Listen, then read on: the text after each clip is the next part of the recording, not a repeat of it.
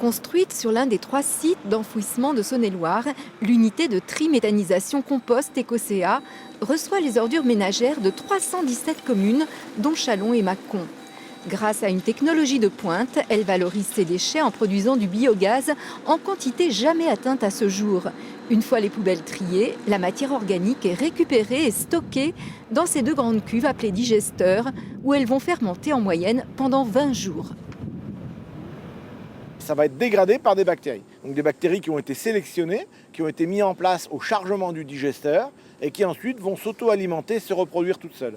Et ces bactéries, en digérant la matière organique, vont produire du gaz, ce gaz que l'on va récupérer au sommet des tours, au sommet des digesteurs, pour l'épurer et ensuite l'injecter. À l'état actuel, dans le digesteur, c'est du biogaz, composé moitié pour méthane et moitié pour du CO2 et d'autres sous-produits. Et ensuite, quand on aura fini de le traiter, ça sera 99% de méthane, ce qui est une première sur ce type d'installation, puisqu'on injecte sur le réseau national. Donc c'est l'équivalent de gaz de ville. Cette énergie verte est en effet en tout point comparable au gaz d'origine fossile. Ecocea en produit 28 gigawattheures par an, une manne pour l'opérateur GRT Gaz en charge de son transport. Et ici, il y a assez d'énergie pour faire rouler l'équivalent, par exemple, de 120 autobus qui utiliseraient le gaz comme carburant toute l'année, ou 3000 foyers qui se chaufferaient au gaz. Alors l'intérêt de ce gaz bio, c'est que c'est une énergie renouvelable, c'est une énergie locale et c'est une énergie neutre en carbone, ce qui, à l'approche de la COP21, est une qualité, d'ailleurs aujourd'hui, irremplaçable et indiscutable. Le débouché pour cette énergie a été trouvé grâce à Terreal.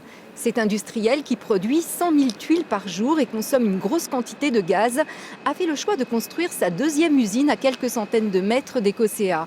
Il reçoit l'intégralité du biogaz, ce qui correspond à 1/3 de sa consommation annuelle. L'usine de méthanisation valorise également les déchets en produisant du compost à partir de la matière fermentée dans les digesteurs à raison de 270 000 tonnes par an. C'est là où on a vraiment l'aboutissement du travail, c'est-à-dire qu'on a trié, on a récupéré toute la partie fermenticible des ordures ménagères, on l'a mélangé avec des végétaux, ça a maturé dans les tunnels, là ça sort de l'affinage. Ensuite, les analyses, donc les analyses laboratoires, on cherche les traces métalliques, les pesticides, les hydrocarbures, c'est une norme européenne. Et ensuite, si le lot est bon, il est mis à la vente. En l'occurrence, c'est la coopérative Bourgogne Sud qui rachète tous les lots. La possibilité d'utiliser le compost et de faire fonctionner toute l'installation suppose une prise de conscience des usagers. Le tri correct de leurs ordures est indispensable, ce qui est encore loin d'être le cas.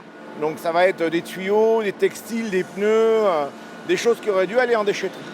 Non seulement ça peut être préjudiciable pour la suite du procédé, mais en plus certains déchets qu'on récupère ici sont interdits même dans l'enfouissement. Donc c'est vraiment un gros travail encore à faire sur le comportement des personnes, puisque la bouteille de gaz qu'on récupère, elle a été quand même volontairement mise dans un sac noir.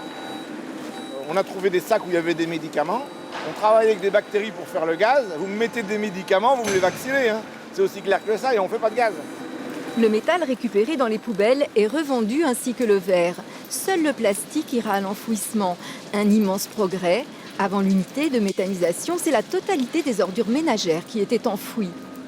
L'installation, qui a coûté 41 millions d'euros, a fait l'objet de nombreuses subventions. L'enjeu est de taille. On est dans l'intérêt général, là. Quand on parle d'écologie, il y a un moment donné, il faut savoir ce que l'on veut.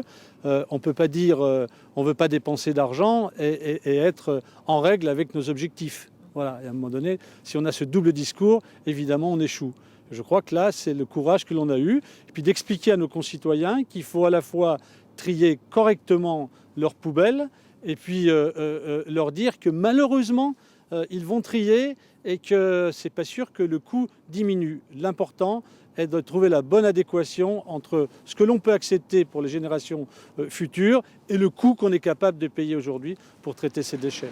Chaque année, sur les 73 000 tonnes d'ordures ménagères qui seront traitées par Ecocea, la moitié sera valorisée sous forme de biogaz et de compost. Une contribution essentielle à la réduction des gaz à effet de serre.